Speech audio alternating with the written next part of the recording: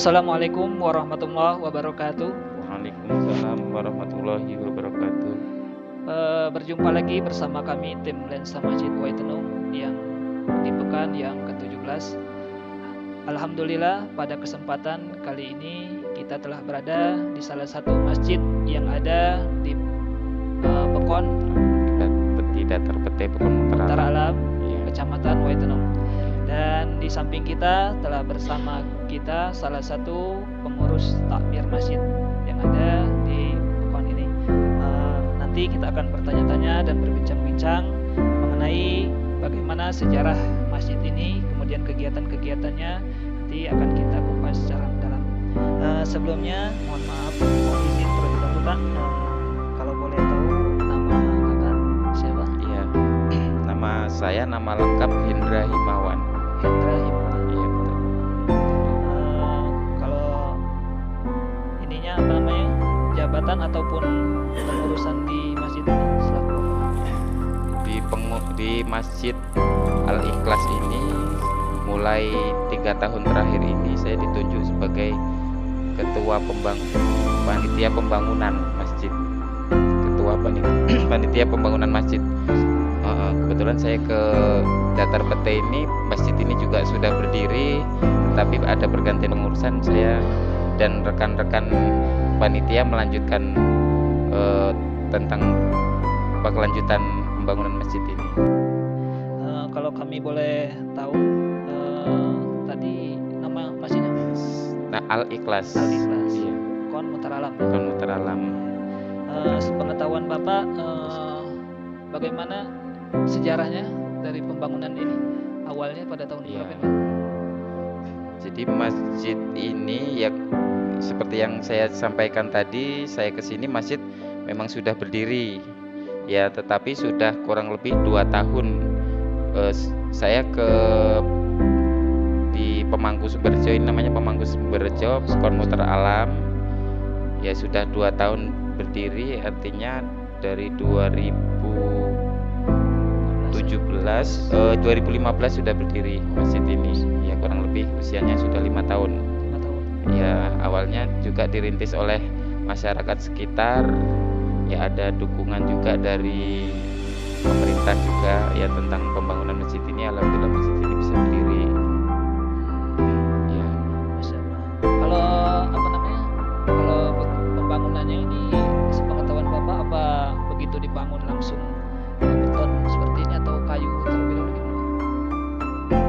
Ini langsung beton. Langsung beton. Iya, awalnya ada masyarakat yang menghibahkan tanahnya ya, kemudian masyarakat berkumpul ya bagaimana supaya masjid Al Ikhlas ini berdiri ya, ada dukungan juga dari pemerintah. Alhamdulillah sudah bisa seperti yang kita lihat sekarang ini.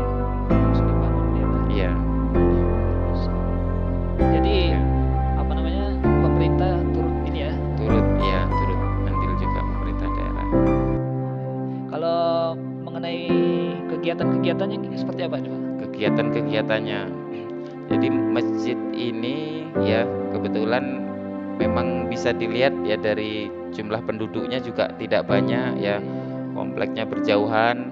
Awalnya masyarakat di sini punya kegiatan seperti yasinan rutin ya, Yasinan. setiap malam Jumat Oh, ya, tetapi mungkin beberapa tahun terakhir ini ya itu tadi karena jumlah penduduknya sedikit, pertimbangannya kan kalau yasinan itu biasanya pindah-pindah rumah ya, pindah-pindah tempat yang ditempati gitu. Jadi karena jumlah penduduknya sedikit, dalam 1 bulan itu belum 1 bulan putarannya sudah ke yang awal tadi ini. gitu. Jadi karena kondisi ekonomi 3 tahun terakhir ini sudah paham lah mungkin ya, kalau masyarakat sini kondisi panen kopi ini gagal ya, jadi banyak masyarakat yang ini sementara istirahat untuk yasinan rutin itu, khususnya di Talang ini ya, Ya Pak, terima kasih sebelumnya, terima kasih banyak untuk semua penjelasannya mengenai tentang kegiatan ataupun bagaimana awal berdirinya masjid ini. Ini kami dari tim Lensa Masjid ini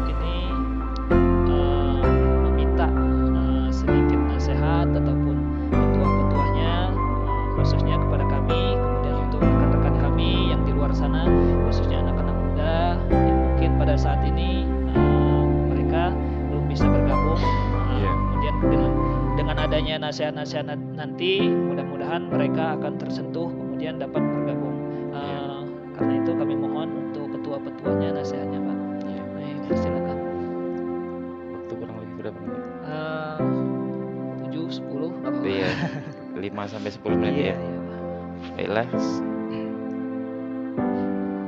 Saya mulai saja ya. Ya, Bismillahirrahmanirrahim. Assalamualaikum warahmatullahi wabarakatuh. Waalaikumsalam warahmatullahi wabarakatuh.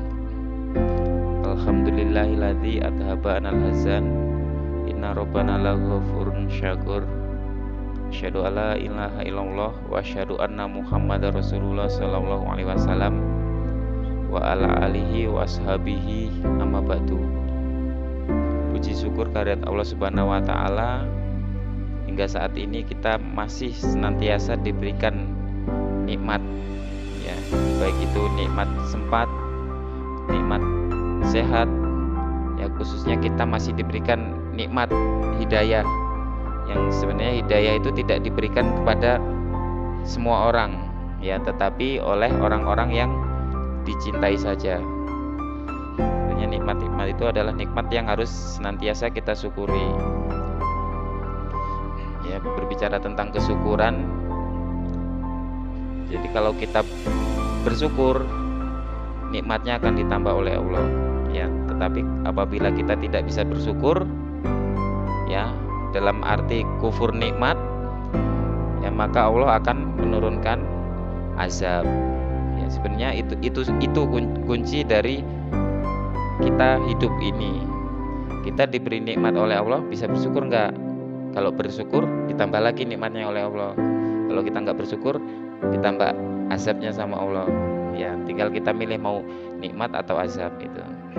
Kemudian sholawat serta salam tidak lupa kita sanjung agungkan kepada Nabi besar Muhammad Sallallahu Alaihi Wasallam yang telah membawa risalah, membawa keterangan tentang Islam ini, sehingga ya, yang kemudian dilanjutkan oleh para alim ulama ya, tabiin, tabi'ahum, para sahabat ya, mubalighot ya, ustadz, sampai ilmu Islam ini ke diri kita, itu adalah sebuah perjuangan yang terus menerus ya, sampai akhir zaman ya. Untuk zaman ini ya, pertanyaannya siapa lagi yang akan meneruskan risalah ini, yang akan meneruskan perjuangan ini kalau bukan generasi muda ya. Tapi ketika generasi muda ini sudah lemah semangatnya ya, mungkin lemah juga Islam ya di kemudian hari ya. Dengan lemahnya Islam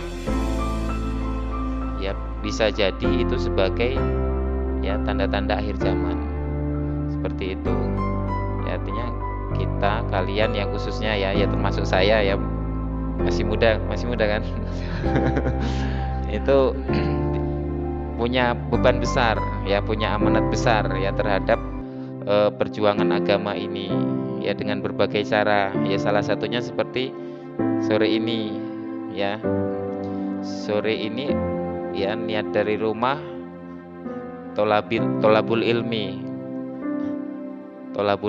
faridatun ala kulli muslimin ya. Menuntut ilmu itu wajib bagi setiap orang Islam ya. Kalau kita ngaku Islam itu wajib ya, nggak ada istilah sunnah kalau dalam menuntut ilmu ya. Menuntut ilmu itu wajib. Batasnya menuntut ilmu dari kapan?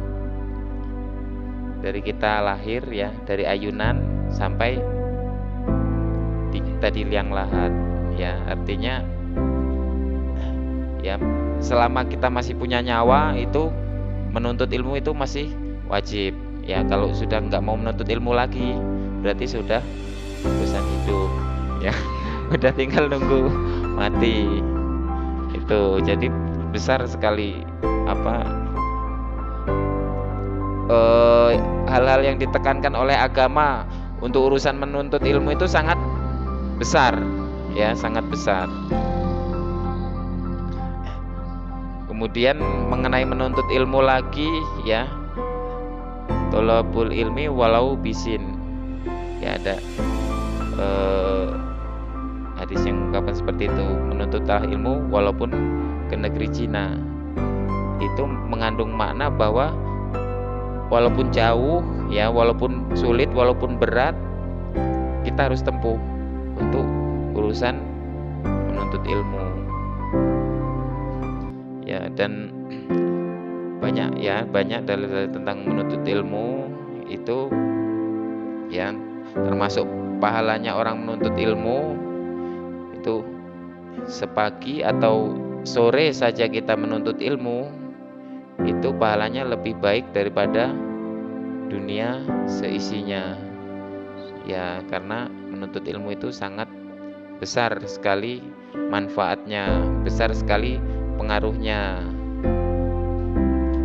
Ya. Kemudian nasihat sahabat Ali juga ya, bahwa untuk urusan agama ya kita harus punya ilmu, untuk urusan dunia juga harus punya ilmu. Memang kita istilah ilmu itu tidak dipisahkan ya, apakah itu ilmu agama atau ilmu dunia. Ya, apakah itu ilmu agama atau ilmu dunia, tekanan terhadap menuntut ilmu itu tetap sama ininya, tuntutannya gitu, sama-sama kita harus menuntut ilmu agama juga, menuntut ilmu dunia juga. Ya, artinya konsep dalam agama Islam ini untuk konsep belajar ya, konsep menuntut ilmu itu konsep sepanjang hayat. Ya, selama kita hidup kita menuntut ilmu. Ya. Karena ilmu itu tidak akan habis, Mas. Tidak akan habis. Gambarannya ya, seandainya laut dijadikan tinta, ya air laut dijadikan tinta, sedang rumput itu dijadikan penanya, ya maka untuk menulis kalam Allah maka tidak akan pernah habis. Kalam Allah itu dituliskan dengan tinta yang seluas lautan, pena yang sejumlah rerumputan di dunia ini untuk menulis kalamnya Allah tidak akan pernah habis. Ya, jadi jangan pernah kita merasa sudah banyak ilmu, sudah banyak umur, ya, atau sudah banyak harta mungkin ya. Jadi nggak sempat lagi menuntut ilmu. Dan ini adalah fenomena zaman ini, Mas ya. Fenomena zaman ini, artinya anak muda khususnya itu ketika dia sudah sibuk dengan aktivitasnya ya, dengan gadgetnya ya, dengan gadgetnya itu mereka seolah-olah menghabiskan waktu mereka dengan itu. Mereka tidak mengambil manfaat dari pengetahuan, manfaat dari ilmu. Ya, sedangkan ilmu itu tadi ya besar sekali pengaruhnya terhadap kehidupan kita sendiri. Ya, urusan agama kita harus punya ilmu, urusan dunia juga harus punya ilmu. Itu. Kemudian urusan agama ini kalau kita tanpa ilmu itu sia-sia, Mas. Ya, jadi kalau untuk dalam segala urusan agama ya itu kita harus tahu dulu ilmunya apa, dasarnya apa, dalilnya apa. Itu ketika kita sudah tahu baru amal kita itu sah ya. Tetapi kalau tidak tahu ilmunya, kita hanya melihat orang kemudian kita meniru ya, itu kita sudah capek, nggak ada hasil ya. Jadi intinya kembali tadi bahwa menuntut ilmu itu besar sekali manfaatnya, besar sekali pengaruhnya, baik urusan dunia maupun urusan akhirat ya. Jadi pesan saya kepada kalian khususnya ya, generasi penerus, generasi muda ya, jangan lelah-lelah menuntut ilmu ya. Gunakan waktumu sebanyak mungkin untuk menuntut ilmu. Apalagi sekarang zamannya sudah canggih, Mas ya. Kalau dulu menuntut ilmu itu harus ngaji sama ustadz, ngaji di pondok ya. Kalau sekarang ini gunakan internet ya, kita untuk banyak-banyak menimba ilmu ya. Sekali-sekali kita juga perlu sharing dengan ahli ilmu ya, dengan ulama ya. Mungkin itu saja ya, Mas, sedikit tausiah atau ya sedikit sharing ya, Iya. sharing. Mungkin apa yang saya sampaikan ini tidak semuanya benar ya, kebenaran itu hanya milik Allah dan kesalahan itu milik ya saya pribadi. Ya terima kasih sudah diberi kesempatan ya sebagai generasi muda ya, itu tadi pesannya, terus semangat menuntut ilmu. Itu saja, wabillahi taufiq wal hidayah. Wassalamualaikum warahmatullahi wabarakatuh. Waalaikumsalam warahmatullahi wabarakatuh. Alhamdulillah, tadi kita telah sama-sama mendengarkan sedikit tausiah ataupun nasihat khususnya untuk kita anak-anak muda. Seperti yang telah disampaikan tadi, bahwasanya kita hendaklah senantiasa bersyukur atas semua nikmat yang telah Allah Subhanahu wa taala berikan. Kemudian juga tadi telah disampaikan kepada kita semua agar supaya kita senantiasa menuntut ilmu, baik itu ilmu dunia maupun ilmu akhirat, untuk kegunaan kita di dunia dan juga di akhirat. Sebelumnya kami ucapkan terima kasih atas nama tim daripada Lensa Masjid Kuwaitanum. Kami mengucapkan ribuan terima kasih, sekaligus kami mohon maaf kepada Bapak seandainya kedatangan kami mungkin ada sedikit kekurangan, baik itu tingkah laku dan sebagainya, kami mohon maaf. Di sini kami ada sedikit oleh-oleh lah, buah tangan ya daripada donatur teman-teman kita yang telah memberikan sedikit bahan pokok ya. Nah, sedikit rezeki lah, berbagi rezeki ya, untuk marbot ya. Pengurus. Nanti saya sampaikan ya, pada marbotnya. Iya. Tapi berhubung Bapak yang di sini, kami serahkan langsung.